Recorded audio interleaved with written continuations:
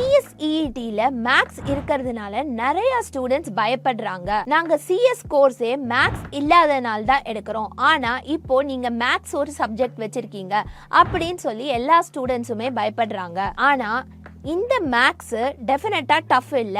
Quantitative எபிலிட்டியை test பண்றதுக்கு உள்ள maths very basic arithmetic தான் இருக்கு. நீங்க சப்ஜெக்ட்குள்ள டீப்பா போகணும்னு அவசியம் இல்ல. அதாவது ட்ரிக்னாமெட்ரி மாதிரியோ இல்ல கால்குலஸ் மாதிரியோ சயின்ஸ் ஸ்டூடெண்ட்ஸ்க்கு இருக்கிற மாதிரி மேக்ஸ் உங்களுக்கு கிடையாது. இப்போ உங்களுக்கு பேசிக் கால்குலேஷன்ஸ், அதாவது மல்டிப்ளிகேஷன், அடிஷன், சப்ராக்ஷன்ஸ், டிவிஷன் தெரிஞ்சாலே போதுமானது.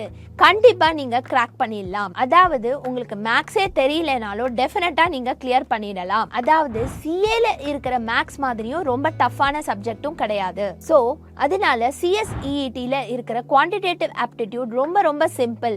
நீங்க சீக்கிரம் கிளியர் பண்ணிடலாம்.